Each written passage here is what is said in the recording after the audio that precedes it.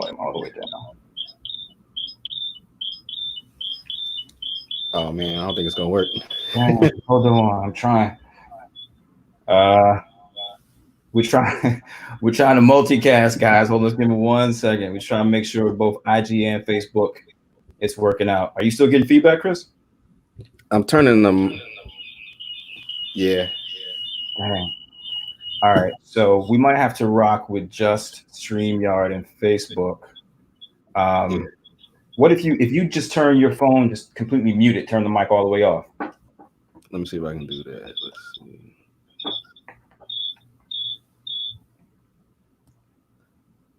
I don't know how to mute it completely. Dang. Okay, so what we may need to do is all the folks on Instagram, if you guys want to join us over on Facebook, just because we're getting a little bit of feedback, you can go to Heart of the City Facebook page, and we're going to stream it live. And we'll post it after the fact, but if you want to watch live, you may want to go over there, because right now doing it on Instagram and on Facebook at the same time is causing a little bit of a hiccup here. Yeah, I see people saying head it over now. Oh, don't hear it anymore? Yeah, somebody said move further from the mic. I don't think that's... Yeah, I think what we can do though is I can go live on my page on my own. Okay. And you can go live on yours on your own. We just can't have the two back to back. Let's try that. All right, cool. So I'm gonna end this one and go live solo. Yeah. All right, cool. Appreciate your patience. I see folks are already in here. Give us 1 more second.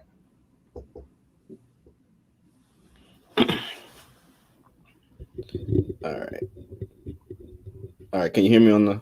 Yeah, you sound perfect on StreamYard. Okay, cool. What's up, guys? Chris Campbell, Michael Reynolds. I see you guys. All right. So did you go live on your own? Yep, I'm live on mine. Okay. So let's see what happens when I go live on mine. All right. I think that worked. There we go. No feedback, right? No feedback. Fantastic. So now we can get into it. What's up, guys? Welcome to another episode of Heart of the City. Really appreciate you guys joining us, especially 9 o'clock on a weeknight. You know, that means a lot. Really appreciate it. We got a special guest, super special guest. They're all special, but this is really something pretty amazing that this brother has put together. Chris Senegal out of Houston, well, out of Port Arthur, right? Port Arthur, Texas. Port Arthur, Texas. And so we have a little tradition on Heart of the City, Chris. So we try to make everybody feel really welcome. And so we do that. And I hope that you won't mind if we try to give a little bit of a taste of home. Give me one. Okay. One quick second. So don't come equipped with a real just a little something. That's home team, right? That's it, UGK. Yep. Out that Port Arthur, Texas. So we'll give everybody a few seconds to get in there and let this rock for a second. What's up, Warren? I see you. What's up, Chris? My man. All right, we got people on IG too. Doing a podcast. So fantastic. And y'all be able to tune in. All right, guys, we get started in 30 seconds. 30 seconds and we'll get going.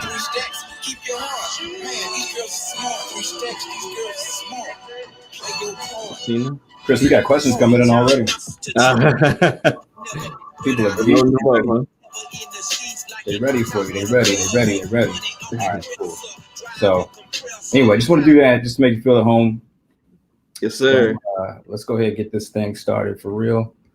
As I said, thank you guys for to another of the live sessions of Heart of the City. Our guest today is Chris Senegal, who I think really is, I would say, really out in front of this Buy the Block movement. Are you comfortable with me saying that, Chris? Yeah, I'm comfortable with it. I mean, yeah, I was doing it before it became a trendy phrase. I just didn't have a terminology for it. So Yeah. I can dig it. Yeah. So Chris is going to break down what he has done. Not only has he actually bought a block, which is something that, the rapper's been talking about for the last few years, but Chris actually went out and did it. And then he did it again. So we're going to talk about both of those projects.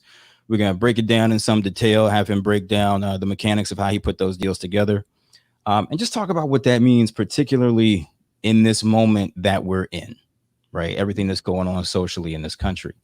So I think it's going to be a really amazing conversation. I'm going to try. I got questions flying in from two different directions. So I'm going to try to get some comments and questions in that you guys can throw at Chris. I won't make any promises. It'll be all that I can do to keep this conversation to just an hour because there's so much to cover. So with that, let's go ahead and get started. Chris, one of the things I like to do is at the start of the show, I like to sort of set a frame, sort of orient the conversation. And one of the things that I was thinking about as I was preparing for this was I had been reading Claude Anderson's book, Powernomics. And he said something in there that was really profound. This is he's a doctor, I believe. I think he's a PhD. Dr. Claude Anderson. Yeah. Doctor, right. So and also worked in the White House, has held some very high government positions. But in his book, he specifically is focusing on how we can practice Black folk, let's be clear, practice group economics. And so, one of the things that he said in there that really struck me as salient to this conversation with you buying the block and then doing it again, he makes a distinction between neighborhoods and communities, right? Yeah. And there's a quote in there. I'll just read it real quick. He said, it takes a fully functional community to raise up a competitive race of people. Neighborhoods, which he defines as really just being the physical space. That's just proximity. He says neighborhoods are problematic for any group seeking empowerment. Unfortunately, most Black Americans live in neighborhoods, not communities. Yeah, right? A community signifies commitment and the potential for power. Neighborhood does not. Yeah. And I just thought that was really powerful, man. And really a nice frame for the conversation that we're going to have, because one of the things that is distinctive about what you've done, and I want to get into the nitty gritty of that, right? We're definitely going to go there. Yeah. But one of the things that's distinctive about what you've done is you're not just going up buying a bunch of houses. Right. You really are creating an ecosystem. Right. Does Dr. Anderson's comment resonate with you as you were thinking through putting this whole thing together? It resonates fully. I mean, that was the whole focus of it, was to be able to bring the community aspect back, because what happens usually in these neighborhoods, especially in today's times, is the only people left in those historically Black neighborhoods are the low income people. And for some reason, we have this notion that if we do anything nice in that neighborhood, or do anything of that attracts a higher income bracket, it's negative for the neighborhood. But that community, those kids in that community, need to see a successful person living in the community outside of the illegal entrepreneurs. That's the only positive resources they see. I mean, the positive examples they see of anybody doing well. So without having a complete community, without having the successful entrepreneurs and the successful corporate America folks back in the neighborhood, it's not a community. It's just a neighborhood of poor people that, we feel like we should give them, give them low income housing and those types of things. But that's not a community. That's a neighborhood. So that's a perfect segue to the conversation. Yeah, man. It really struck a nerve with me when I read that. There's so much that's good about that. If you haven't read the book, you ought to. Powernomics. It's 20 years old, but more relevant today than ever. But anyway, I just wanted to sort of tee that up. So again, we're going to get into it, and there's a lot of moving parts to you pulling this off. Before we do that, can you just sort of take us back? Just give us a little bit about who Chris is. You know what I'm saying? Give us your background. And also, folks, a lot of folks are jumping in here now.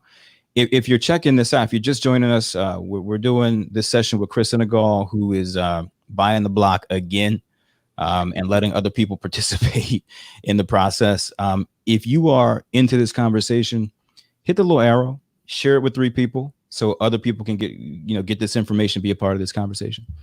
But Chris, can you just take us back, give us your background, where you grew up, and let's take it all the way up to the point that you became a real estate entrepreneur. Sure. All right. So yeah, I'm 36. I'll be 37 this year. From Port Arthur, Texas. Born in Lake Charles, Louisiana. So I kind of claim both. Um, Teenage dad, had my son when I was 16. You know, had excuses I could have made. My college years were focused on engineering. I'm on Omega. I got out of college, did the engineering thing for 1 year, did the corporate America thing for 1 year, and I was like, man, this is not what I thought it was going to be. I feel like I'm being sold a dream, you know. You said you got hoodwinked, huh? Yeah, man. I mean, I look at my boss, I look at my boss's boss. It doesn't matter what their salaries were; they weren't happy. We were working long hours. I was like, there's got to be something more than this. So I just started reading, and real estate kept coming up. I tried options trading, but this was like 2007, 2008. So so much volatility in it. It wasn't a stable route to go. So yeah, real estate happened, and that's where I've been ever since, man. So you know, I stayed with the corporate job for a while. Yeah. I didn't quit in 2015. I didn't have a need to. I was able to build my business on the side. So you know what's interesting, man? You said that you're an engineer by training. I find a lot of engineers in this space, or I should say a lot of successful investors are engineers. Yeah. What were you doing specifically in terms of engineering? Civil engineering. So I was actually doing construction project management and capital project budgeting for big $100 million projects for the railroad. Oh, wow. Yeah. So I was managing, I was at 22, 23 managing like HDR type engineering firms for design build stuff. So it gave me a lot of exposure really early. And also, it also showed me to be on the service side of something, like looking at my pay versus the people I was managing. Like they were building us for $300, $400 an hour for some of these guys. And I'm like, wow, I'm on the wrong side of this coin. Yeah. You know what I'm saying? Wait a minute. So who was getting $300 an hour? So like, when you do like design build projects, the HDR, like the highest level engineer on the team, usually the project superintendent from the engineering firm, they were building us for like $315 an hour for that guy. Wow. Yeah, it's crazy. So I was like, even if I wanted to stay in engineering, I realized I needed to be on the consulting firm side and not an engineer working for somebody. Yeah, I can dig it. Yeah. So you felt like you were maybe on the wrong side of that trade, and you get the bug that you're going to need to do something else. Is real estate your first foray into entrepreneurship, or? So I fell into real estate when I left the first company I was working for, and because I wanted to move back to Texas. I was in Memphis, and this was 2008. I couldn't sell the house. I was paying a mortgage payment on that property, and what I realized after some frustration is that I just needed to rent the house out. So I hired a property manager. I really out of frustration, like not really thinking about it being as an investment. But lo and behold, the property manager rented the property out for $400 more than what my mortgage payment was. So now I've got a property out of state that I'm not touching, that somebody else is managing, and I'm making revenue every month off of it. So that's really kind of what solidified it for me. It's like, okay, this is passive income. Not everything you do has to be your knowledge and your time traded for money. You can make a decision about something and then it pay you on and on and on. Yeah. So that really solidified the real estate game for me. Yeah. That lesson of getting out of the trap of trading hours for dollars. That's the first big one, right? Yeah, definitely. In order to start getting free. Okay, cool, man. So you're engineer, you decide I got to do something a little bit different. But you had another couple of businesses, maybe the same time you were doing real estate, but you had a franchise at one point. You had talk about some of those. Yeah. So while I had the corporate job, I had a pretty flexible schedule. So for me, I was looking at diversifying. I had real estate. I was doing fix and flip, and I had a couple rental properties, but I was trying to identify other revenue streams to get into. And so, yeah, I did have a hair extension salon when that market just got hot. I had a franchise, one of those. We were grossing like $450,000 a year the first year. Wow. But it's a lot of money that stays tied up in inventory. It's a lot of management, and there's a lot of overhead built into that with me not, knowing anything about really doing hair. I had, I'd have a manager, I had to have an assistant, so it's a lot of things that went into that just made it not the right niche for me. Yeah. And then I did the restaurant thing too, and not realizing that's another business where the gross revenue sounds really sexy, but then when you get into it, it's like a 10-15% profit margin on it. That's a tough one. Yeah, it's really not worth your time at the end of the day. It wasn't worth it for me. It has to be a passion, So I gravitated back to real estate. So I divested all that stuff, sold off, got out of my partnerships, and back full-time real estate. Nice, nice. So let's get into the real estate phase of things. Well, first of all, did you have other entrepreneurs in your family? Like, who was modeling this for you? Man, you know what's so funny? So growing up, everybody thought my dad was going to be an entrepreneur growing up because he had several businesses when he was in high school. Okay. But he went to college for business, and then he just got a job working at the refinery, and stayed there until he retired. My mom was actually a psychologist, and she had her own practice. But I feel like a lot of that generation that were like the sole proprietor, they didn't really look at it as entrepreneurship, so they didn't really instill that in you. It was, for her, it was more so she couldn't find a job, so she started working for herself. Right. You know, right. And it was no perspective of leverage, build an actual business, build a team. You know, it was none of that. So I didn't recognize it as that at all until more recently. That's a great point. That's actually so I come from a line of entrepreneurs, but they probably my grandfather had a heating and cooling business. He had a couple of employees, but you're right. For the most part, it was just, I'm just going to work my own job. It was kind of like they own the job. Mm-hmm. I got you. Okay. So you didn't have that, but you find your way there. You get into real estate. What's the first projects that you're doing? What did you start fix and flip, or tell us? Yeah. In 2008, I got my first flip. Okay. And what I did was I was talking to, as a matter of fact, one of my line brothers. He worked for Home Investors, the We Buy Ugly Houses people. Oh yeah. And he was their property manager in one of the black neighborhoods. But he knew who they were using for all their contract work to do all the rehabs.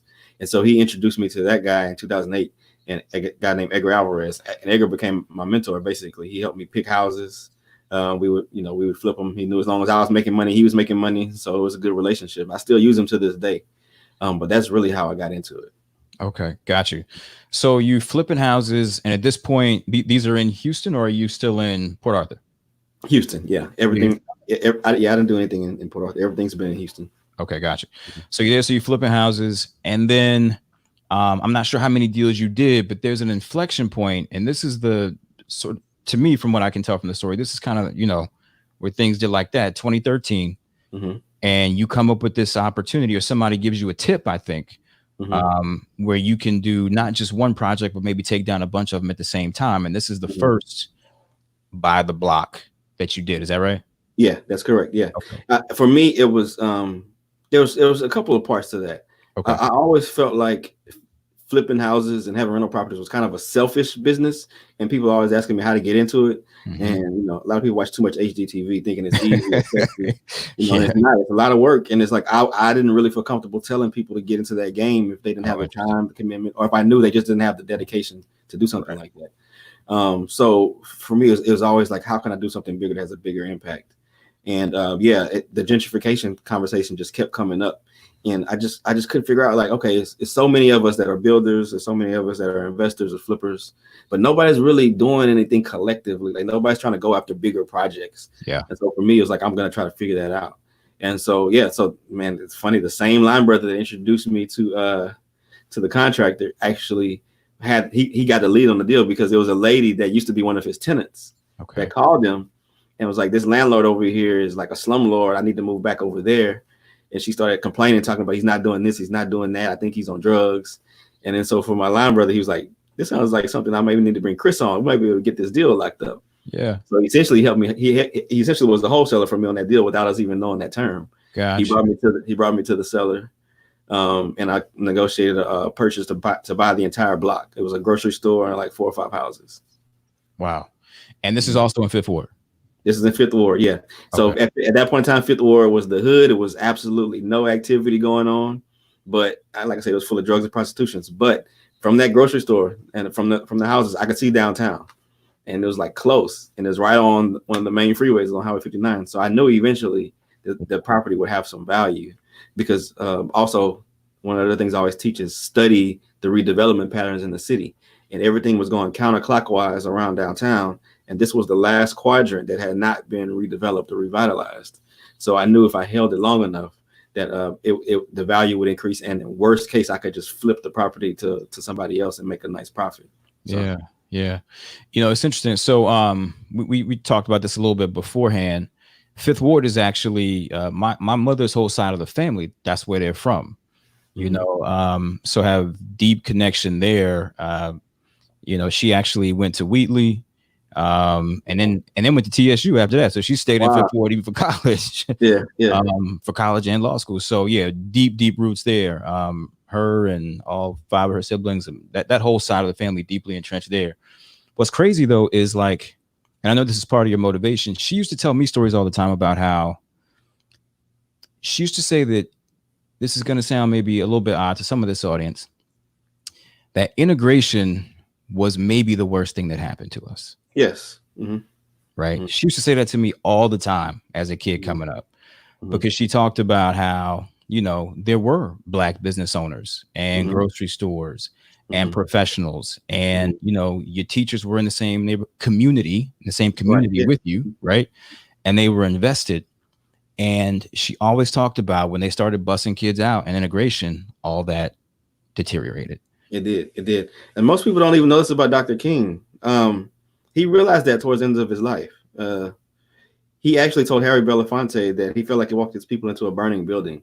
And if you study his last 2 or 3 speeches, it was not about economic inclusion. I mean, it was not about civil inclusion. It was not about equality. It was strictly about group economics. And 12 hours after he gave his most powerful speech, giving a cookie cutter plan, a blueprint of how we should collectively pool our dollars, telling everybody that collectively the Blacks in America would be the 9th largest country in the world based off of the revenue that we bring through our communities, he was assassinated within 12 hours after that. So that's the powerful part of it that we don't talk about. Yeah, man. It's there's actually a whole it was literally the final, unfortunately, chapter in his evolution. They called it the 4th revolution, right? Yeah. Because he had these different phases of his whole campaign, and the 4th was about economic empowerment. He realized that really was what it was going to take. You know what I'm saying? And actually, you know, we had so a couple of shows ago, we had Kareem Webb on, who is a social entrepreneur out in Los Angeles. The name of his company is 4th Movement. Oh, wow. Yeah, he named his company that, you know, as a, you know, derivative of Dr. King's evolution over his life. And so I think that's the realization. I think we're all kind of coming to that. Yeah. But you look at what happened to Fifth Ward, to bring it back to your story, you know, used to be a very vibrant, you know, dynamic community, and it had descended into what you're talking about. Yeah. I mean, the part where the civil rights turned into a movement for complete acceptance and being treated as equal, and you know, wanting to sit at everybody else's table. Once we were awarded a lot of those things that we fought for, we abandoned our own because we had felt like we had worked so hard to prove ourselves to be accepted in those neighborhoods that we had to follow suit and actually move into those neighborhoods and support all those businesses and we let our neighborhoods die. And you're right. I talk to people in Fifth Ward now that used to own businesses, and they talk about after desegregation how all the businesses they had to close them. There was no patronage. Yeah. Let's stay here for a second. We'll break down the deal here in a second. I want to go through some numbers, but let's just stay here for a second. I just think it's so critically important. You know, this is something that I hope that we grab a hold of in this moment, right? Is that this is a galvanizing moment. It's an opportunity for us to go ahead down that path that Dr. King was realizing was coming to himself. And I hope that we do. Are you seeing people? I know you're getting a lot of attention these days, and people are kind of getting hip to what you're doing. Are you seeing people really buy into this idea of group economics, of, you know, financial empowerment being the way? Do you feel like it's really taking hold? I do, 100%. I think we realize that everything else has not worked, and this is the one thing that we've been lacking. Yeah. And you know, I'm not the one that's gonna be out on the corner yelling at random people, you know, like trying to convince everybody. Right. So I put the message out there, and my network becomes the people that think like that, and that makes it a lot more efficient use of my time and the time I'm delivering the message. But yeah, so everybody in my circle definitely feels that way.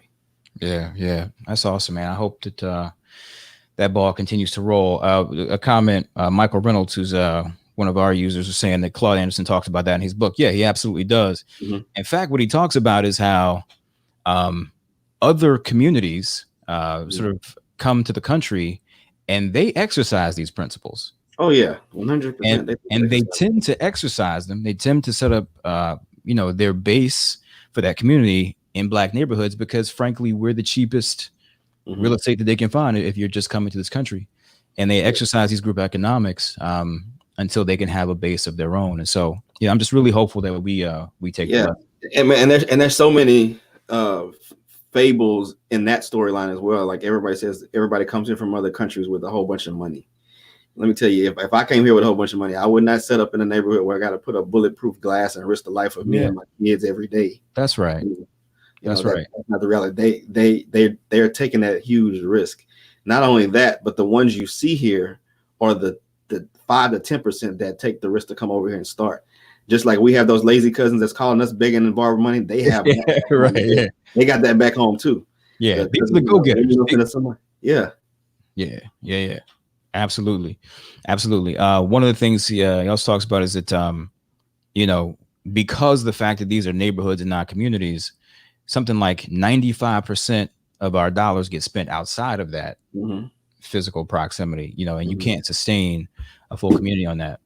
So anyway, just critically important. I want to dig in though a little bit. So talk to us through how you did this. One of the things I got a lot of, Chris, when I started to post about you coming on the show, was I got people saying, man, I want to do that. I would love to do something like that. That sounds amazing, And to the extent that you can, I mean, obviously you can't break it all the way down, and we still got a whole other deal to get to. But can you literally do like an anatomy of a deal? I got a bunch of, nerds on here that would love to hear, in as much detail as you feel like giving, how did you negotiate the deal? What was the purchase price? Was there did they hold a note? Like, can you walk us through the mechanics of that? Sure. Okay. Yeah. So that's the number one misnomer that a lot of us have, is we have to become bankable before we can start significant investment in the community. All of my big deals have come by way of me negotiating directly with the sellers, and for the seller to take payment on terms, where I give them a down payment and I make payments to them. Most of these families or people have owned these properties for 30, 40 years. There's no debt on it. They don't owe a bank anything. They own it outright. So I'm able to negotiate 10% up to 50% down. It depends on the deal. And then I make payments to them. So seller financing, they carry the note. So for the first deal, the grocery store and the 5 houses, I was able to negotiate 10% down. He wanted $500,000 for an entire block, which I know that's extremely cheap in some states and cities. Bruh. Even in Houston, at that point in time, he wanted 500, and I was like, "You are crazy. Nobody's going to pay you 500 for that." You just hurt everybody in the Northeast feelings right there with that. I know. Yeah. Property values are a lot lower down here, man. Okay, cool. So he wanted 500. He wanted 500. I ended up the property was probably worth 300, 350, because it's like having a purple and orange diamond, right? It's a diamond, but who really wants to buy it? The value doesn't matter if you have no exit strategy for it. Right. So that property at that point in time, nobody would have wanted to buy it. So for me, it was let me just get it under contract. I got him off of 500. I got him down to 450. But like I said, I thought it was really worth 350. But once again, this goes back to the mechanics of the deal. If it's owner financed, I'm only giving him 10% up front. My stake in the actual deal is only 10% of that, which is $45,000. Okay. So my thing is, even if I hold it and pay him out over the term of the 30-year loan, the value will far exceed the price that I've paid for it by the time I pay it off. Right. So for me, it was like, this is how I secure the deal, and this is how I capture the future equity in the project. Right. So that's how I secured the property. Go ahead. So stay there for 1 second before you go to the next step. What was going on in their personal situation? Because so much of real estate, Chris, I'm sure you can relate to this. So much of it is beyond the numbers. It's the interpersonal, it's the family, it's just human stuff.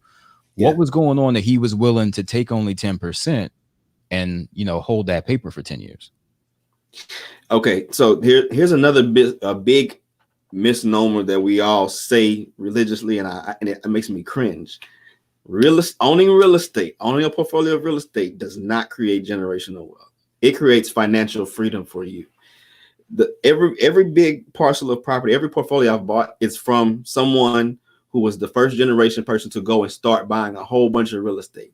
And then their kids saw how much work it was to manage it. They gave their kids a silver spoon and didn't teach their kids the work ethic to keep anything up. And by the time the kids inherited, the kids really don't want much to do with it, right? The kids would rather sell and cash in and make money, or they're just in a state like this guy was. He was in his late 60s, and he was on drugs, basically. Okay. And so so he had the wrong crowd around him. He was on drugs, and I basically told him I couldn't pay full price for the property. And every situation is different. The Buy the Block project, these sellers, the husband had some health issues a couple years ago, and they were just ready to retire. And once again, the kids did not want to take over the portfolio. So there's a lot more of that than you believe. I have 14 properties in Baton Rouge, right by Southern University, that I bought the same way. Man, okay, so maybe we could talk about that one too. All right, so you just hit 3 different projects. Just to clarify for people. So this first Buy the Block project, this is the 2013 project that your frat brother told you about, and the family was in a situation where it had been the property is 4 properties in a grocery store. Is that right? Yeah, 4 houses in the grocery store, and it actually had a duplex above the grocery store, which is weird, but yeah. Oh, that's crazy. Yeah. But at this point, they were sort of tired landlords, for lack of a better term, and they just wanted out. So you said, look, I'll give you 10% of it, hold a note, and I'll pay you out over 10 years. Right. So now you're in the deal. So what was the first thing you did now that you had the deal locked up? Okay. First thing I did was make sure I could service the debt, make sure I had enough revenue coming from the project to pay the landlord or pay the seller now, and to make sure I could pay the insurance and the taxes. So instead of investing a whole lot of additional capital into that project, I decided to figure out how to get the highest revenue out of it as is. So that what happened was a guy that had a felony came to the property and asked me if he could rent a room. Was telling me how hard of a time he was having anyone else giving him a chance because he had that felony. And so I let him stay, and he ended up being one of the best tenants over that first month. Like, I mean, he was quiet, no disturbances from him, went to work, came home. And so then he asked me if somebody else could come. So before I knew it, I had a house that I could have only rented out to a family for about $700. I had 4 guys staying one in each room. They were each paying me $350 for the house. So I'm basically doubled the rent on the house, and I'm giving them an opportunity to have a stable place to live so that they don't go back to prison. Right. And so they were, a lot of them had trades. They were like carpenters, electricians, plumbers. So I've doubled the rent, and I've taken my overhead way down for maintenance, and so I did that for 3.5 years with the property. So that allowed to carry itself and give me a little bit to stash on the side to get ready for the redevelopment. Nice. So this parolee housing was really what kept this whole thing afloat. Correct. How many folks did they ended up having somebody in each room, almost like a rent a room kind of situation? Yeah, single room occupancy. Yep, that's what it was. Yeah, SROs. Okay, so, cool. At the peak, I probably had 24, 25 of them there. Oh, wow. And, what I did after that, when I got ready to do new development, I knew I didn't have the capacity to continue to do it. So my property manager that had been working with me all this time, I basically helped her identify a site. I gave her like a bonus to cover her down payment, and she owner financed another property, and she took over that program. So I created an entrepreneur out of one of my employees. Wow. You just giving the game away all around, huh? Yeah, that's what it's about, man. My man. All right, cool. So we trucking along. You're cash flowing, I'm sure better than you had projected because you ended up doing the SRO play. Great investment, by the way, in terms of a cap rate yield. Those are really nice if you're in a place that zones and allows for them. That's a conversation for another day. So you're doing that, you're trucking along. And then what is the master plan? Like, what are you, once you get enough cash and you still want to take them out, right? So you want to refi it out at some point, but there was a hiccup there was kind of a goalpost you had to reach before you could take them out. What was that? Well, number one, I had to find another exit strategy that would seem viable, right? Okay. And so in 2016, 2 things happened. One, my early premonition that development was eventually going to come to that neighborhood happened. The biggest developer in Houston announced that they had just bought 150 acres. So what year is this? This is 2016? 2016. Okay. Yeah. All right. So I bought in 2013. Okay. That announcement came late in 2016. Still didn't really know what I was going to do, but I was happy I knew that the property value was going to go up. Well, around the same time, another real estate investor who had purchased a bunch of property in 2011 from a tax sale, started building new construction homes in Fifth Ward. And he's building them deep in the neighborhood. And he wasn't even listing them on MLS. They were not on the internet. But as he was building them, they were selling. And I was like, man, what is he doing? How is he doing it? So I kept trying to get realtors and everybody to give me info. Nobody could. So I ended up having to go to the county records and just pull the deeds on the properties. And a couple of them actually were sales that had mortgages. And so he was selling them for like $250. And there was nothing going on over there, like no marketing, no advertising. So for me, I was like, okay, if he is doing that deep in the neighborhood, and I'm right here on the feeder with views of downtown, I need to figure out how to do the same thing. So that's when the real shift happened. And for me, it was like, okay, if I just focus on this and I completely divest of fixing and flipping and rental properties, and I focus on this, how much money will I miss from my 2 or 3 or 4 houses a year I'm flipping? Right. And, at the end of this project, if I can put 10, 12, 14 townhouses on there, how much money will I make? And I looked at the numbers, and at the end of 4 years, I would have made what I would have made flipping plus some, and put myself in a new realm as actually being a developer. So that's when it really set in my mind that this is what I'm going to do. Okay. So are we on to the second Buy the Block project now? No, we're still at the first one. Okay. All right. So the first one. So so one more thing. Once I did that, I had an impossible time. Unbelievably hard time trying to get financing because I had the seller carrying the note in first lien position. Yeah. So what I did eventually was I talked to him and I said, look, let's convert this. I know what the balance is I owe you on the mortgage.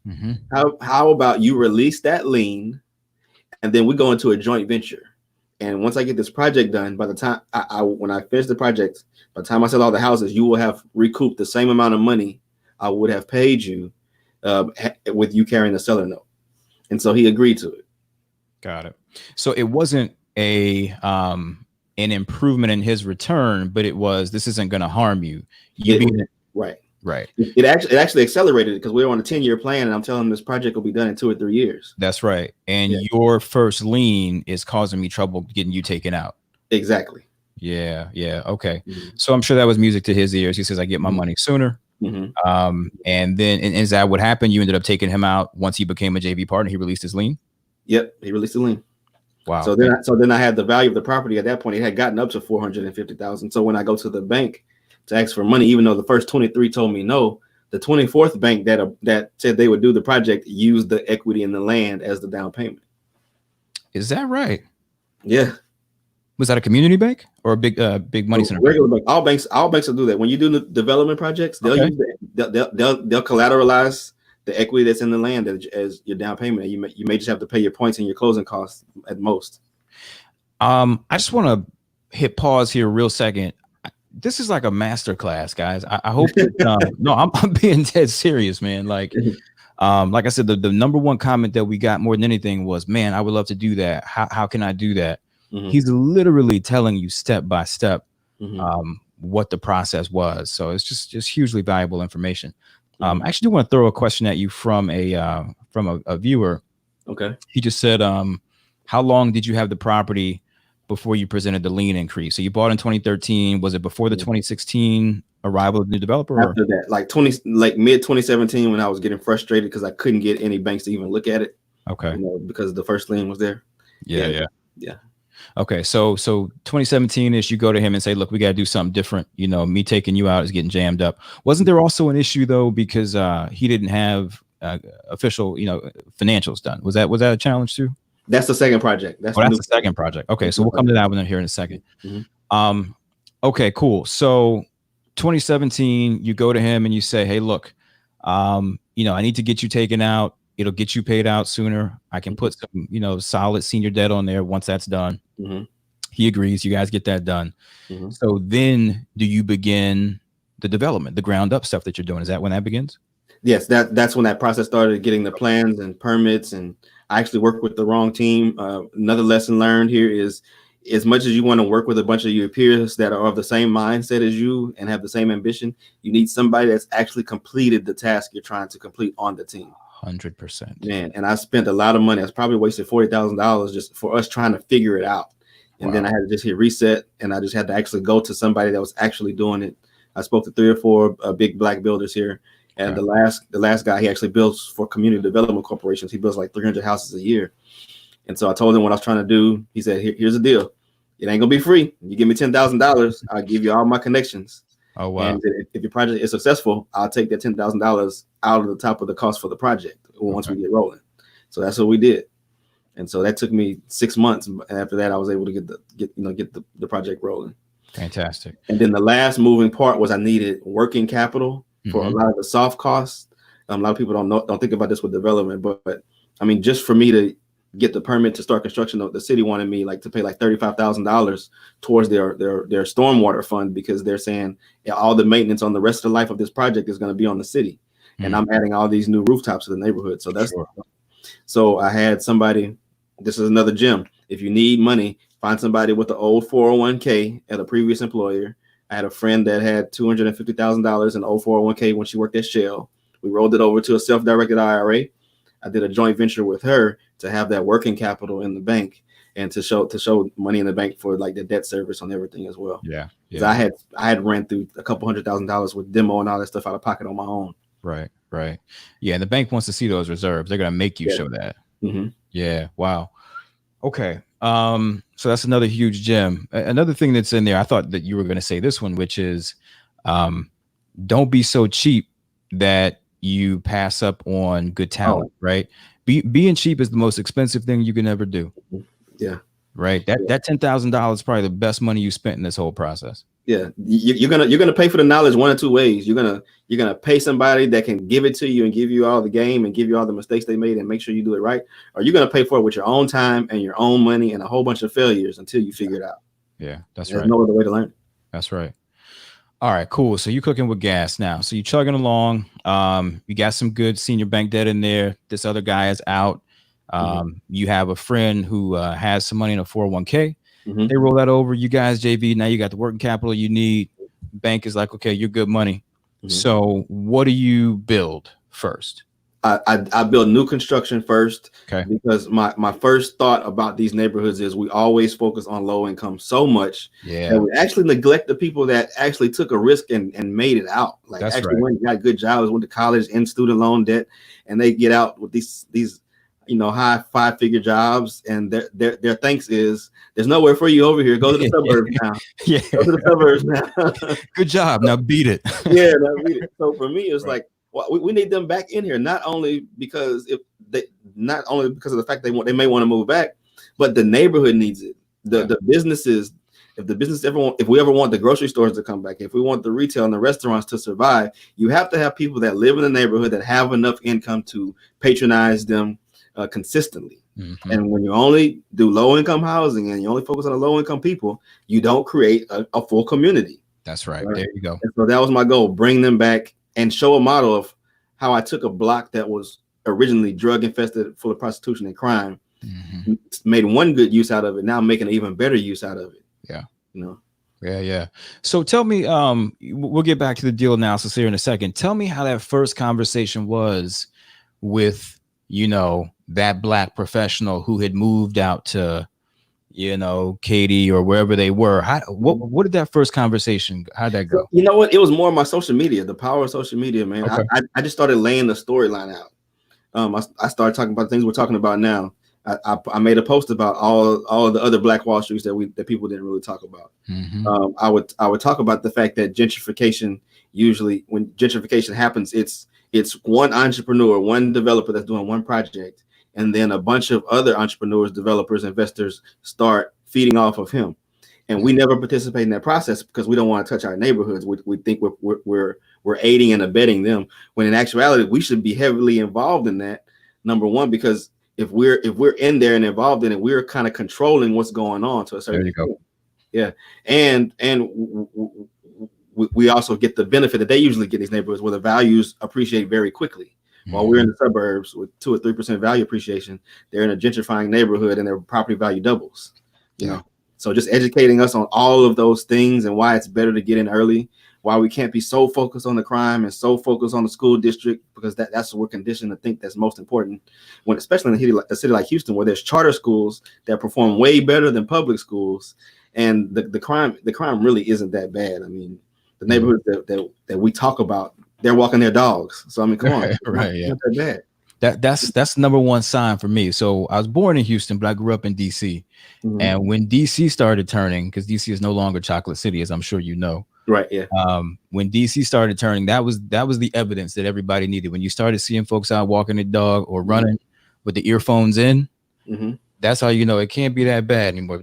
Folks feel safe. So, Right. Yeah. So some of that the boogeyman stuff may be overblown. Yeah. Yeah. So it sounds like you were putting it out on social, and people were reaching out to you saying, "I'll try it." It was brokers, it was agents, it was everybody. They were like, if they had an agent, they had a client that was buying, it was like, why don't you look at this project? Listen to what he's talking about. I see. Okay. And some of them already had the missions. A few of them, my very first buyer, she already had been doing her research. She already wanted to buy in Fifth Ward. Mm-hmm. So that was good. So she made it really easy. Okay. And then the other ones, once they heard the storyline, they all bought in. And so, there was no new construction in this zip code. I had to set my own comps, which basically means I had to create the first 3 sales that will be used after that for appraisals. I had to do that. So yeah, it was powerful. I was nervous because I didn't know if the message was really going to resonate enough for me to be able to have all the buyers that look like me, because I had so many eyes on me when me preaching this narrative, and they were like, see it. I think a lot of people were watching this just so they could say, see, we told you it wasn't going to work. Right. But it's working. But it's really working. I have sales on contracts on units I haven't even started yet. So, but tell me this, Chris, though, when you are, in all the way in the valley of this thing, right? Mm-hmm. You got a bunch of money tied up. Mm-hmm. You out here on social preaching this message. Sweating bullets. but you gotta be sweating bullets, fam. Yeah, definitely. When you were not on, if somebody's gonna take the risk, it's gonna be me. I'm gonna give it all I got. And if it doesn't work, it doesn't work. You hit reset. I mean, and that's something else that I think we're kind of scared of in entrepreneurship. So few of us do it that we believe we have to be successful the first time. Yeah. But like another powerful story from like Robert Kiyosaki and Think and Grow Rich, Napoleon Hill. I mean, you got to be used to. You got to be comfortable failing. You got to be comfortable failing 30% again, bro. The C students usually are better entrepreneurs than A students because they're not conditioned to be right all the time. They're used to getting the D or F every now and then and knowing, hey, at the end I got the same diploma that you got at the end. Right. Right. So, I just got to work a little harder. Yeah. Absolutely. No, that's huge, man. And I mean, case in point, you breezed over it real quick, but I'm not sure if you guys heard that he went to 23 banks. 23 banks, yeah. That's 23 no's in a row. How many people have the fortitude to hear no 23 times and still believe that what they're doing is the right track? Yeah. So again, good on you, man. It really just says a lot about you as an entrepreneur, and just about, your constitution, what you're made of. Mm-hmm. So, all right. So here we go. Yeah. You got people bought in. Mm-hmm. Are the brokers giving you a hard time, or are they bought into the story too? They bought into the story too, man. Okay. I mean, it was powerful too, because my whole team looked like me too. So from the broker to the builder, to the agent that was handling the listings, to the preferred insurance company, the preferred lender for the project, everybody. So when everybody saw that, they were like, wow, like the storyline is we can't work together and we can't produce successful projects. So when everybody saw all of that, they were like, wow, like this is something to really buy into. That's beautiful, man. That's beautiful. So everybody's bought in. That first person raises their hand and says, I've been thinking about buying in Fifth Ward, put me in. Mm-hmm. Do they start rolling after that? Do you start getting contracts quickly? Okay. We're rolling after that. Yeah. Okay. And what's funny is like, I can't discriminate on who I sell to. Yeah. And it just so happened that all the other ethnic groups that came and put offers in, they lowballed me on offers. They thought that I was gonna have a hard time selling them. So it just so happened that all my full price offers came from the young Black professionals. So it was like a beautiful destiny moment. You know what I mean? I don't know. Won't he do it? Yeah. All right, beautiful. So, man, all right, so let's jump right into the second by the block. Mm-hmm. So you have success. Mm-hmm. Then you say, I'm gonna do it again, and I'm gonna let other people participate. Walk folks. That's a whole thing. Just walk them through what you have done this time. Yeah. So I was introduced to crowdfunding when I was doing the first development, but I just felt uneasy about it because there were so many unknowns, right? And I didn't want to take a bunch of people's money. And I wasn't actually looking for this particular project. Mm-hmm. I have students, and one of my students had a friend who was a wholesaler in Mississippi, and he reached out to me to help him sell the deal. He had got it under contract. Mm-hmm. He was just calling the absentee owner list. It was basically, the tax roll where it says the owner's address is different from the property address. Sure. And so yeah, he called them, and they were like, actually, I'm selling the whole portfolio. It's listed on MLS. You can go look at it. And so he called me, and I looked at it, and I was like, man, this is 3 blocks closer to the new construction. I mean, to the big mixed use development than my property. I was like, I want to keep this. And so, I thought about it more. I started talking to my private money guy, and he was like, yeah, I'll be in. I'll put money in. And then I said, you know what? This is the perfect opportunity to create a blueprint for how we can collectively invest, because we complain so much about what LeBron ain't doing, what Oprah ain't doing, what Jay-Z ain't doing. Yeah. But it's like, man, we have enough money in our community where we can collectively do it. So for me, I was like, okay, it's a safe bet. It's got long-term tenants already. Mm-hmm. They're all from the community. They're gonna get displaced. I can protect them from all of that. I can negotiate with these sellers for owner finance terms, which I did. So I don't have to really worry about debt service that much. And, then I can raise equity from people, and we can collectively come up with the down payment to the difference in the down payment to close the deal. So walk them through the numbers. The price point on this package is what? They had it listed for 1.5 million. Okay. I negotiated them down to 1.25 on seller finance with 50% paid at closing and the other 50% in 2 years with no mortgage payments in the middle. Okay. So you did have to come up with 600 plus. 600 plus, yeah. Okay. Yeah. Now there are some people watching this, who have that in their IRA, and they go, man, I could pull that off. There's a lot of folks who don't have 600K sitting around, not them or probably anybody in their network. But after you finish this story, I want you to maybe have a think on how somebody could do this at a smaller level. But let's keep trucking. Let's keep trucking with the story first. Yeah. So you had to come up with 600. You put that down. You had him down to 1.25, and he's holding a note for a chunk of it. So then what's the next step? So the next step is to start the actual crowdfund process. So put all the documents together. So before Barack Obama's term as president, only rich people could collectively invest in multi-million-dollar real estate deals. It's called syndication. You had to be accredited, which means you had to be a millionaire, or you had to make more than $200,000 a year for the past 2 years. Well, with this new part of the Jobs Act, anybody can now invest collectively in the crowd fund and have ownership in these projects. The max you can invest is $10,000 because they feel like most people aren't really savvy investors, and they don't want citizens risking too much.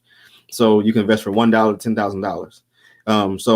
And there's certain platforms that are already registered with the SEC that you can use, like you would use a GoFundMe page, but it's for real estate that you're going to be selling ownership interest in, or you can be raising capital as debt, which means they're going to be loaning you money.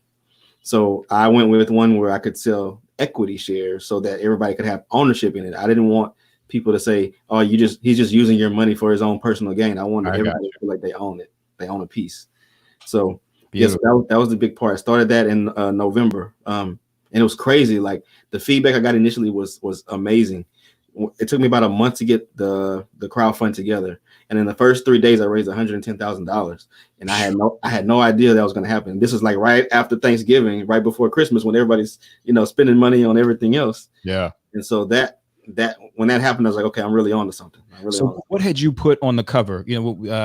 In my background, you put a book out when you're going to raise money. So what was on the cover in terms of how much you were trying to raise? I think you blew through that number, but how much did you say? It was 107,000. Like that was the first threshold mark, that because that was 10% of the total that you could raise is like 1,070,000. Right.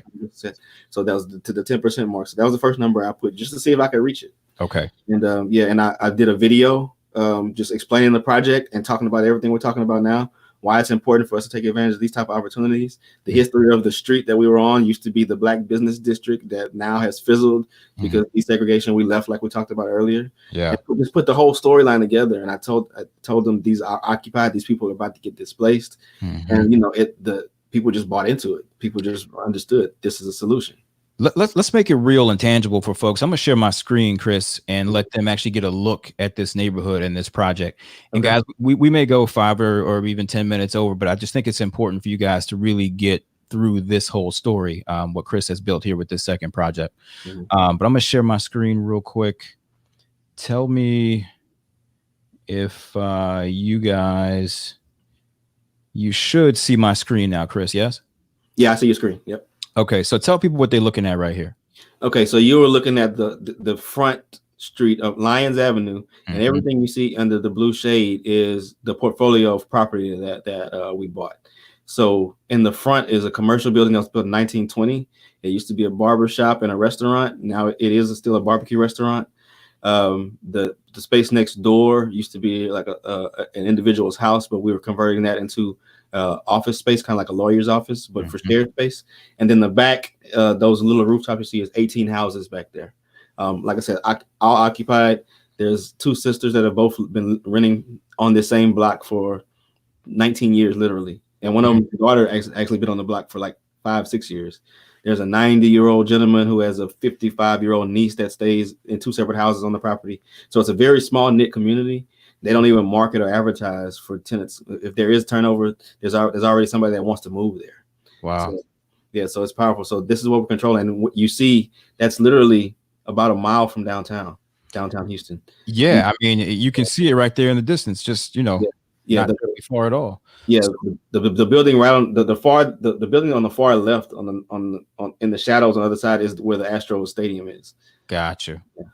Okay, so let's scroll down. Let's look at. I want to give them another. These are the 18 that you're talking about. The 18. Right, the vacant houses there. Right, correct. Yeah, Okay, because these are right behind what we saw there on the frontage. right. And you see that freeway in the back. That's the main thoroughfare for Houston. That's Highway 59. That's 59, right? Yep. Yeah. Wow. All right. Now the other thing, it just kind of goes to your That right there. Scroll back up. okay. First black movie theater in Houston. Oh, go up one more. Oh, First black movie theater. So the Texas Southern University partnered with the Redevelopment Authority to revitalize that, renovate that, and now it's a performing arts hall. But that's on the same street, right around in the same block, literally from this project. get out of here. A lot of history. Yeah. That's amazing. You know how many stories I heard about Lyons Avenue? Yeah. Like, them going to the Boys and Girls Club and learning how to swim, and Yeah. So the other thing I want to show real quick, this is all looks great, man. That I want to show though is your nose for what's coming. You talked about before keeping your ear to the ground, knowing what's coming, the development, what have you. Talk about what's happening in the city and this map that we're looking about and what it means for your project. Okay, yeah. So you got downtown Houston, which is a major point of destination for the city. All the oil and gas headquarters are there. Just south of downtown is the big medical center district. Within downtown is with the Rockets arena, the like I said, the Astros arena. And what you see in red in the middle is a 150-acre mixed-use development that's coming. It's going to be Class A everything, high-end hotels, restaurants, condos, apartments, office buildings, everything right there. That's Fifth Ward. That's the bottom end of Fifth Ward. Mhm. That's a true textbook reference when we talk about gentrification. That's what's going on right there. Okay. Those circles you see are the radius map. So the orange one is 2 miles, the green one is 1 mile. That star is where the By the Block project is. So that's about 0.8 miles from this 150-acre mixed-use development, which means that the property value in this entire area is going to go up exponentially. And we're going to own a piece of that.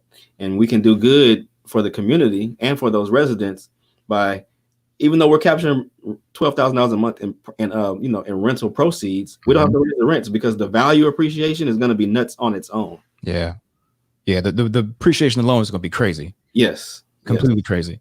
Yes. So stay here for a second, just as you're talking through this, what are the mechanics of the crowd fund itself? How does that work? How are people investing? And by the way, I don't do a lot of plug-in people's projects who are asking for money and what have you.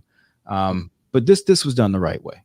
And so if you have a mind to get involved in something like this, if you just want to support Chris, whether you got connections to Houston or not, this fund is still live for another 2 weeks.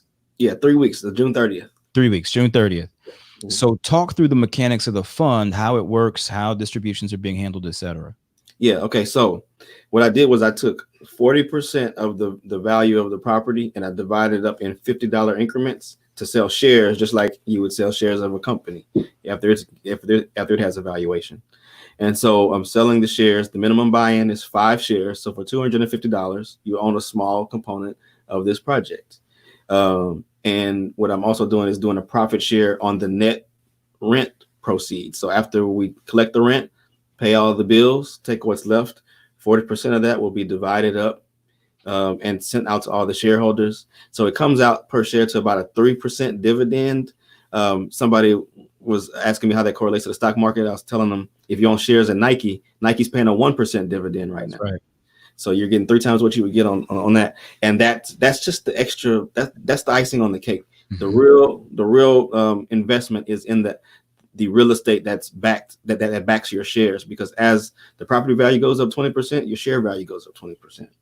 And so you buy in now. Once the fund closes, I'll be paying out the dividends twice a year.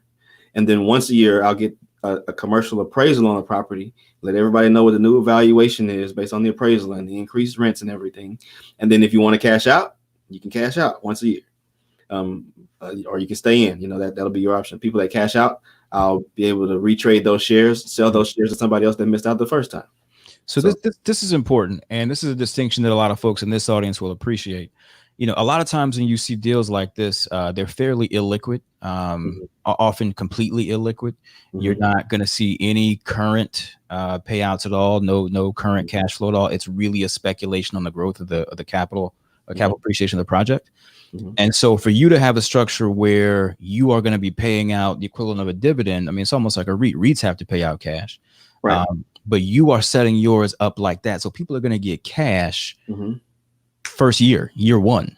Right. And it's technically, it's technically like a project specific REIT, it when is. You invest in the REIT, you give them their money and they tell you later what they invested in. Well, this time, exactly what you're investing in up front. Yeah. Yeah. So you got visibility, exactly what you're investing in. And for the record, Chris, you're not using this money to take down the project. Right. Yeah. I already own the project. Yeah. You already own it. Mm-hmm. Right. He closed on it. Chris already bought the property, closed in. Like I said, I had a private lender that was willing to give me the whole $600 I needed to bring the closing. Right. So the project is already, under control, and you are really just using this to backfill your capital stack. And frankly, to give people an opportunity to participate. Mm-hmm. Let me ask you something. Candidly, would you have made more if you had just done this deal yourself? Oh yeah. I was just paid off my investment. I would own 100% of it myself, but it was more about the blueprint. And even with the hold on, my IG just ended. Even with the new construction project, I could have sold those houses for more than I sold them for, but I wanted to make sure we could afford it. Yeah. I wanted to make sure that this could be a blueprint for what's possible. Yeah. So it's not about me making a whole lot of profit on one deal. It's more so about changing the economic climate collectively, because we all win. It's better for everybody. Yeah.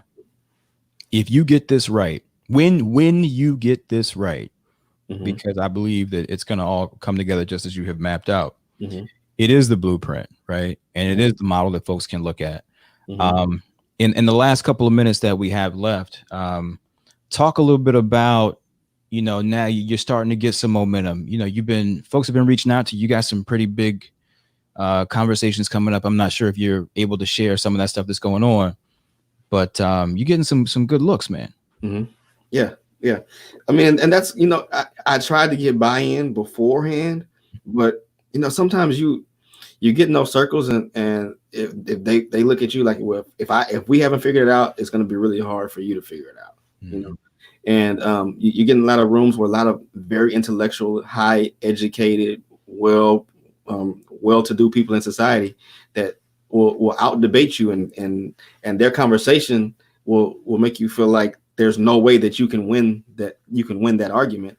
So for me, I had to just stop doing that. I stopped focusing on trying to get outside input. And I said, let me just put my boots on the ground, and put my head in the sand and just do it. And then once I create something that works, hopefully people will notice. And so that's where it is now. Like, people are really seeing, okay, this can work. It is possible, and so like recently you're talking about people.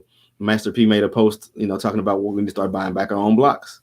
And so I, just out of novelty, just for fun, I made a post and I was like, hey, everybody tag Master P, right? And tell him I got the blueprint. Right. And sure enough, man, like 500 people tagged him. Then his media person reached out to me. His PR person reached out to me. So it's pretty cool. I love it, man. I love it. That's awesome. We do have people asking how they can get more information, how they can participate. So I think you can just go to, and kudos to you for getting this URL, bruh. You were able to get bytheblock.com. Well, I can't take credit for that. That's not so. The platform is not owned by me. Oh, I see. Okay. Yeah, so it's owned by a lady named Lynn. She Okay. had the foresight to buy that platform and set up one of the only Black owned crowdfunding platforms in the United States. Got you. Okay. Yeah, Well, so good on Denver, her. Colorado. Okay, cool. Well, shouts to her. Shouts to Lynn. Yeah. But that's where you can get information to the folks who are asking that question. If you go to bytheblock.com, you'll see Chris's project on there. And it's the one that references Houston Fifth Ward Project. Mm-hmm. And again, the fund is live for another 3 weeks. Yeah.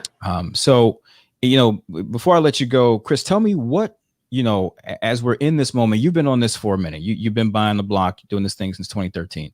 Mm-hmm. As we're in this moment where there is so much discussion about, how do we fix the systemic issues that led to George Floyd? George Floyd's tragic, and the protests are valuable and they are warranted.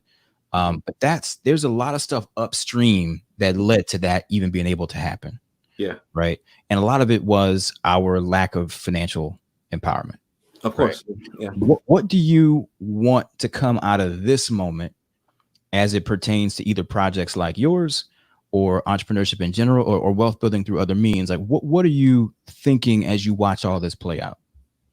I'm thinking that group economics and us collectively rebuilding collective communities, like we were talking about, is the only way that we can alleviate some of this. We're never going to get rid of prejudice. There's prejudice all around the world.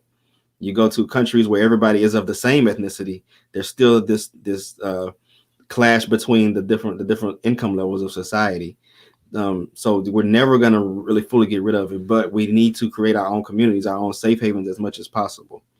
If we have more ownership in these neighborhoods and we create more entrepreneurs and we own more real estate and we can fund police departments in our own community, or we can take revenue and collectively pool to send kids to police academy so that we have more representation in the police force.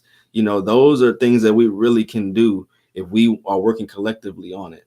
It's one thing to only demand and ask of someone else to do something. It's a whole different thing when you step up to the plate and bring something to the table and say, this is what we need to do.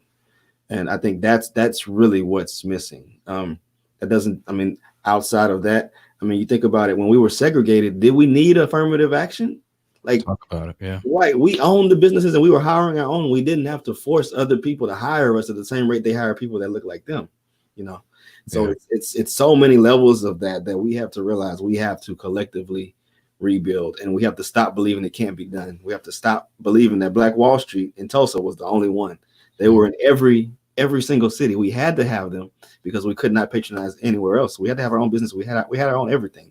That's and right. These people were actually the descendants of actual slaves. So we can't use the slavery thing as much as we use it now. People were slaves. Yeah. And they built more communities than we're building now. Yeah. Yeah. You hit it on the head, man. Listen, we need to become empowered so that we don't have to ask. Listen, to be clear, there are some policy things that need to change. Of course. 100%. And I know you agree with that. And let me add one more thing to that. Yeah. As we start building this wealth and we have these group economics, we need to start focusing on the arena of lobbying. That's something we do not touch. That's right. We stop at voting. We stop at putting somebody in office. But every day that politician is in Washington or in the state capitol or the city, there's a lobbyist in their ear pushing an agenda. And that's what gets written into legislation. Mm-hmm. We don't play that game at all. And that's the game we really need to be active in. That's how we really get our agenda across. It doesn't matter if it's a Republican or a Democrat. We need to have lobbyists in front of everybody collectively. Yeah. Now you hit it on the head, man. And, having some empowerment, becoming a community that policymakers dare not cross. Mm-hmm. That really is the path, there really is no other path. And just, final story and we'll wrap, as I think about this. So we got promised 40 acres and a mule too. Mm-hmm. Right. that promise actually also came on the heels of a huge travesty, a slaughter of sorts. People can go back and read about it. Yep. And coming out of that slaughter is when Sherman went and got some black leaders and said, well, what do you guys want now that you're free? You know, this horrible PR thing had happened. There was a huge slaughter. And they said, we want land. You know, we want to be able to own and till the land. And so we promised them 40 acres. Well, we know what happened there. Right. Because that's what happens when you have to go and ask, when you have no lobby, you have no leverage, you have no, right. And I don't want that for us. Time out for that. Right. Yeah. So this is one model. We will continue to bring on people like Chris who are defying the odds, doing what people say can't be done. They are getting it on their own. And, you know, we got to support folks like this. When they show up, we got to support them. So I think you guys should support them. Follow them on Instagram. Put all your socials out there so people can check you out and follow you just generally. Yeah. So YouTube, you can just look up my name, Christopher Senegal, investor on Instagram, underscore. It's under it's in my title. Oh yeah, there you go. Yep. So I mean, those are my main two social media platforms where I'm putting a lot of information out. I just have a personal Facebook page. But yeah, if you want to connect with me, if you want to learn anything about real estate, I have learnfromchris.com where I have different levels where you can go in there and just learn at your own pace if you just want to decide if you want to get into real estate or not. But yeah, buytheblock.com, active project. I think right now, whether you want to be in real estate or not, I think that it's important for the movement that we create a blueprint for what can be done. Like I said, it's bigger than me. This is more of a passion project than a profit project. And yeah, I think that, you know, that's where I want people to focus on right now, to show that we can really do this. I love it. Communities, not neighborhoods, folks. That's what we're going for. So good on you, man. Thank you for coming on the show. Appreciate you. This is a busy day for you. I know you had another interview earlier, so thank you for stopping by. You dropped a lot of gems. And the next time you have another big announcement, I hope you'll come back. Yeah, definitely will, man. Definitely will. My man. Appreciate you. You guys be good. I'm gonna let you go. We'll be back next week with another great guest. Until then, take it easy. Be careful. Take care. Bye-bye. Appreciate it.